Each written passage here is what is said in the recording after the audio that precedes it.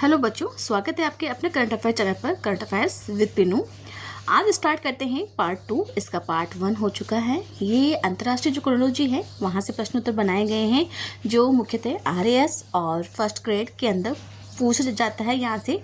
तो आज जो बात करेंगे हम कनाडा के प्रधानमंत्री की भारत यात्रा स्पेशल पर एमसीक्यू पर पूरी बात करेंगे। और ये प्रश्न उत्तर आपके सामने मार्केट में अवेलेबल 25 रुपये की जो मात्र किताब आती है वहीं से ये प्रश्न उत्तर बनाए गए हैं, जो एग्जाम में प्रश्न उत्तर वहीं से पूछे जाते हैं। तो बने रहिए current affairs with Pinu. Number 1 प्रश्न है, कनाडा के प्रधानमंत्री मार्क कार्नी ने भारत की पहली आधिकारिक यात्रा कब संपन्न की है? 20 से 25 फरवरी 2026, 27 फरवरी से 2 मार्च 2026, 1 से 5 मार्च 2026 और 10 से 15 मार्च 2026। तो इसका आंसर अगर आप 2 नंबर सोच रहे हैं 27 फरवरी से 2 मार्च 2026 तो बिल्कुल करेक्ट सोच रहे हैं। कनाडा के जो प्रधानमंत्री हैं मार्क कार्नी ने भारत की पहली आधिकारिक यात्रा करी थी।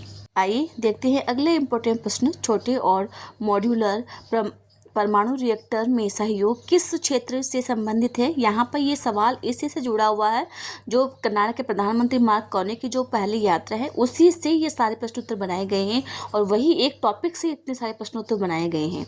अभी आप उस प्रश्न की पूरी व्याख्या देखेंगे और आपको एक एक चीज़ समझ में आ जाएगी।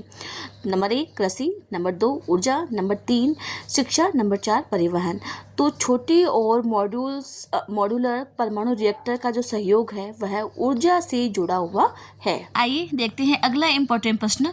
CEPA का पूर्ण रूप क्या है, मतलब पूरा नाम क्या है इसका?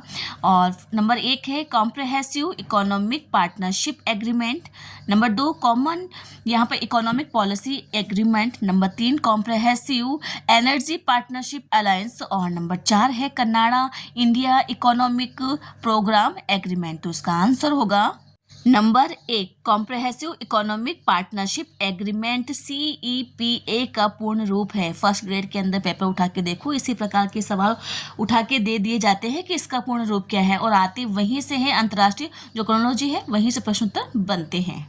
आइए देखते हैं अगला इम्पोर्टेंट प्रश्न। यूरेनियम आपूर्ति समझौता किन देशों के बीच में हुआ था?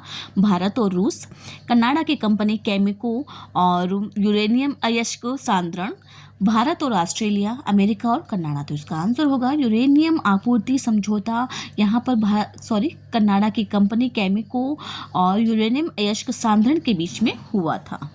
आइए देखते हैं अगला इम्पोर्टेंट प्रश्न। संयुक्त दलहन प्रोटीन उत्कृष्ट केंद्र कहाँ स्थापित किया गया है? नंबर 1 जयपुर, 2 दिल्ली, 3 मुंबई, नंबर 4 है कुंडली NIFTEMK यहाँ पर स्थापित किया गया है। तो जिसका जो आंसर होगा नंबर 5 होगा। कुंडली NIFTEMK के अंदर स्थापित किया गया है।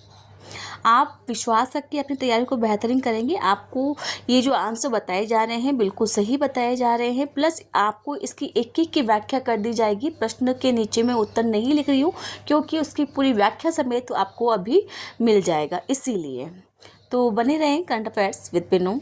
आइए देखते हैं अगला इम्पोर्टेंट प्रश्न। अखिल भारतीय तकनीकी शिक्षा परिषद और कनाडा के किस संस्था के बीच में MOU हुआ है?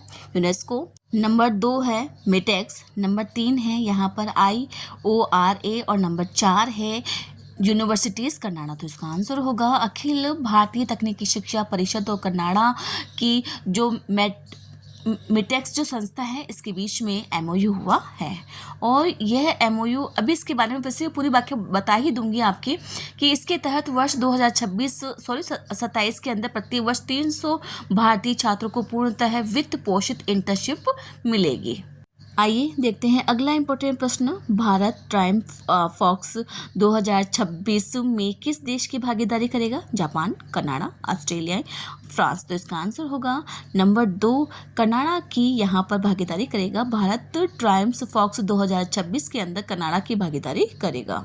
यहाँ पर देखते हैं आज का सीरीज का अगला इम्पोर्टेंट प्रश्न भी है और आखिरी प्रश्न भी है। यहाँ पर IORA का पूर्ण रूप क्या है? इंडियन ओशन रीजियोनल जो अलायंस है, नंबर 2 है इंडियन ओशन रिम एसोसिएशन है, नंबर 4 है इंटरनेशनल ओशन रिसर्च एसोसिएशन है, नंबर 4 है इंडियन ओवरसीज रिलेटर्स यहाँ पर एजेंसी, तो इसका आंसर होगा number 2 Indian Ocean Rim Association IORA का पूर्ण रूप है। आइए अब देखते हैं इतने सारे जो प्रश्न हमने करे हैं उसकी संपूर्ण व्याख्या है, एक एक चीज़ यहाँ पर दी गई है।